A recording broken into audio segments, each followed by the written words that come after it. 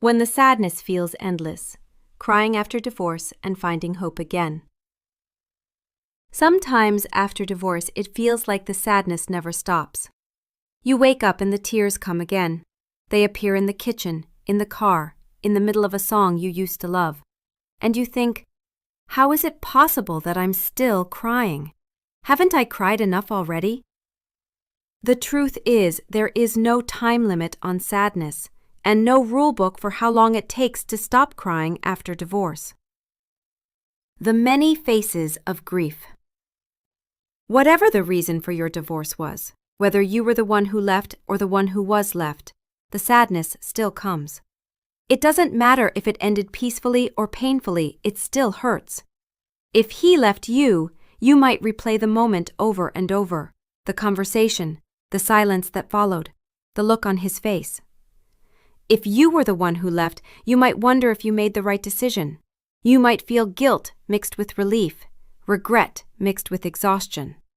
And if you stayed too long, you might whisper to yourself, why did I wait so long? If he left you suddenly, you might ask, why wasn't I enough?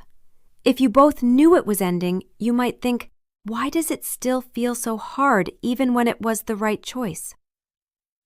Every story is different, but every heart goes through the same storm.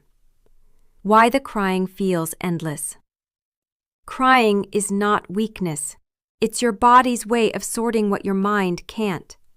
Every tear carries emotion, grief, fear, frustration, even love that no longer has a home. When your marriage ends, your brain loses what scientists call emotional safety. You've spent years with someone whose presence regulated your nervous system. Now that safety net is gone, and your body is trying to find balance again. That's why you might cry even when you don't feel sad. Your system is releasing stress hormones, adjusting to new chemical patterns. It's biology, not failure. Tears release cortisol. They literally drain stress from your body. So when you cry, you're not falling apart, you're healing. The crying isn't the problem. It's the pressure behind it that needs space. The hidden thoughts behind the sadness. When you're deep in sadness, it's not just the breakup you're crying for. You might be crying for the version of you that believed love would last forever, the years you gave that can't be returned, the dreams that won't happen the way you imagined, the family that looks different now, the person you used to be before all this. It's okay to cry for all of that. It's okay to cry for the lost laughter, the shared routines, the touch that once felt familiar. Crying doesn't mean you want them back. It means you're letting go of the attachment. You're releasing the life that once defined you. There makes a point when sadness stops being cleansing and starts feeling like a trap.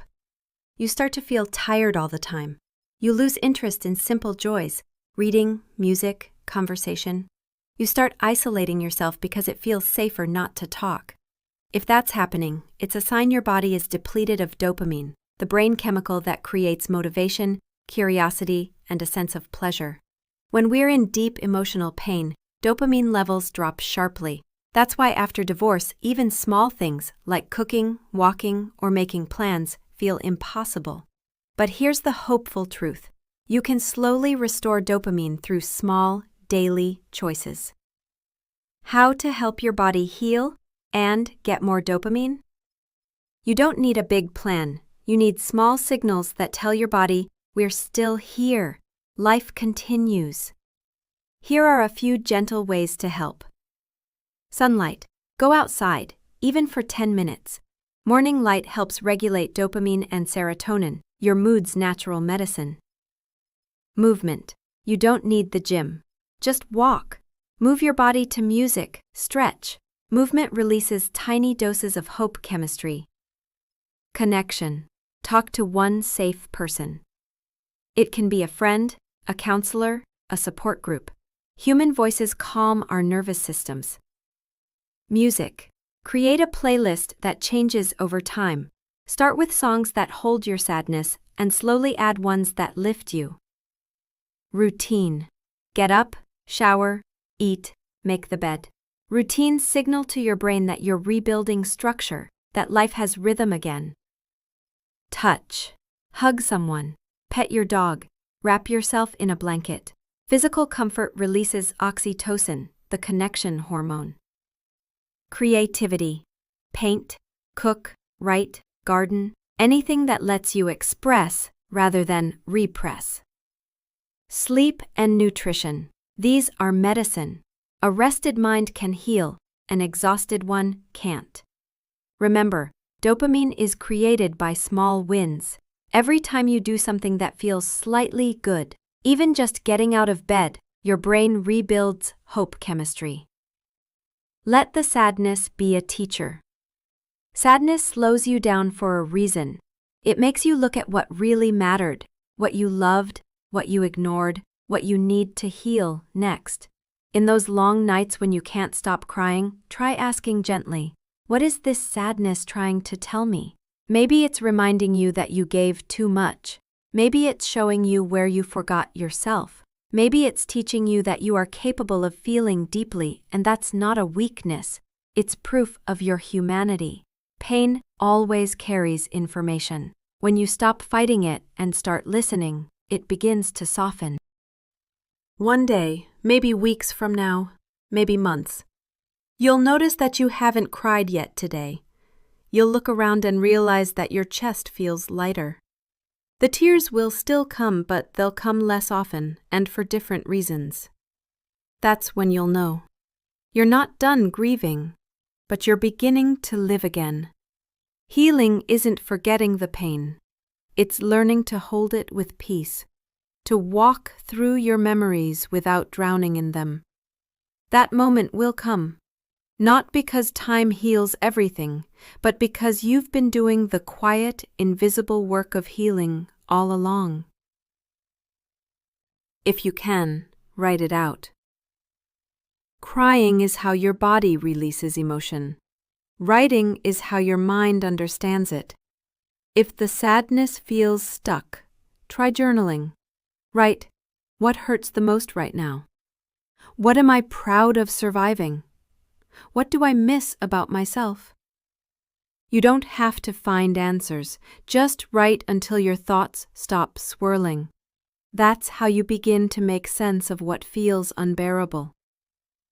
If you need structure, I've created the Healing After Divorce Planner. It's a printable, guided journal with gentle prompts, affirmations, and healing reflections. It's designed to help you process your emotions, rebuild your self-worth, and rediscover peace, one page at a time. You can find the link below. A final thought. If you're still crying every day, please know, it doesn't mean you're broken. It means you loved deeply. It means you're releasing everything you carried for years. You are not weak for crying. You are strong for feeling it all, for not shutting down your heart when it hurts.